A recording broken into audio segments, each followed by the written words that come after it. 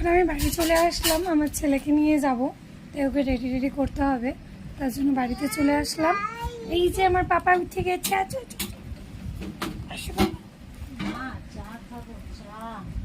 তুমি কি খাবা গো? কি খাবা? ছোটলো ছোটলো ছোটলো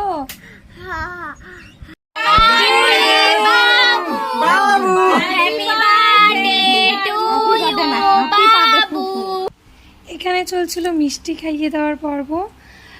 হবু হাজব্যান্ডকে মিষ্টি খাইয়ে দিল আমার বোনু। তারপরে এখানে খাওয়া দাওয়া চলছিল, কারণ অনেক রাত হয়ে গেছিলো, রাত্রি 11:30 বেজে গেছিলো। আর আমার ছেলে এখানে ফুল টু মস্তি করছিল।